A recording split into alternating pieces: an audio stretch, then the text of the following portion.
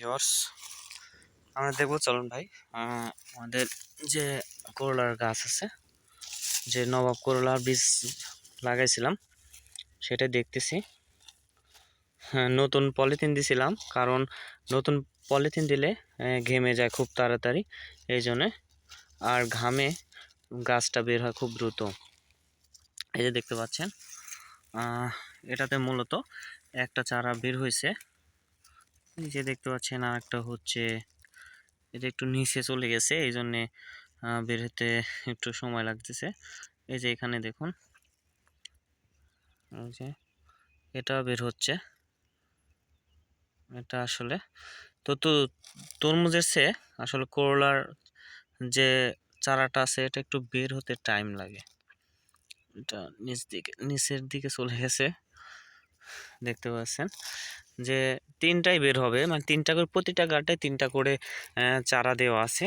তো চারা তিনটা করেই বের হবে। আমি আজকে উঠাই দিব না, আমি কাল পরশু এই পলিথিনগুলা সব উঠাই দিব, কারণ জ্বালা চারা হুট করে উঠাই দিলে অনেকটা প্রবলেম হয়। ঠিক আছে? হ্যাঁ, এই যে এটা তিনটাই বের হয়েছে, দেখেন তিনটা চারাই বের হয়েছে নবাব করলা। মাশাল্লাহ, অনেক সুন্দর।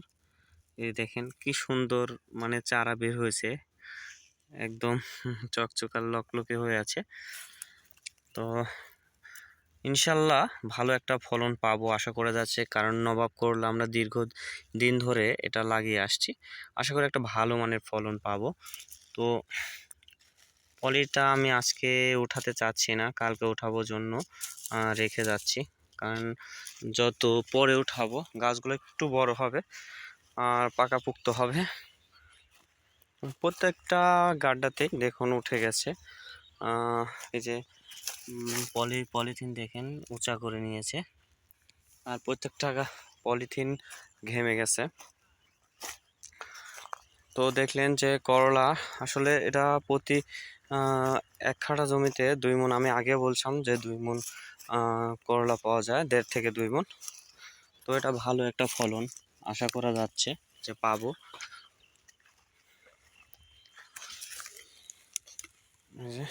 ভেঙে দিচ্ছে এগুলা, আসলে এগুলা হলে পেঁয়াজের ফলন হবে না।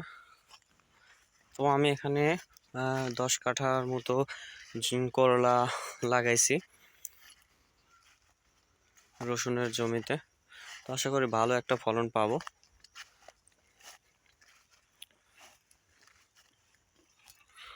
তো কৃষি বিষয়ে যত যে ইনফরমেশন আছে, যে আমরা যে কৃষিবিদ যে ভিডিওগুলো আপলোড করে দিই, আপনাদের কিছু যদি জানার থাকে অবশ্যই কমেন্টে জানাবেন, আমি ইনশাল্লাহ উত্তর দেব। কোনো পরামর্শ চাইলে আমি দিতে পারবো ইনশাল্লাহ। আর করলার সময় করলাতে কি কি কীটনাশক দিতে হবে, স্প্রে করতে হবে, সব কিছু ইনফরমেশন আমি দেব। এগুলো আমার মাটিতে চাষাবাদ হয় করলা, আর জাংলাতে অনেক করলা আছে যা চাষাবাদ হয়ে থাকে। তো এগুলো আমরা মাটিতে চাষাবাদ করি, আমরা জাংলাতে করি না। তো ভিডিও ভালো লাগলে অবশ্যই কমেন্ট, লাইক, কমেন্ট, সাবস্ক্রাইব করে রাখবেন। ধন্যবাদ সবাইকে।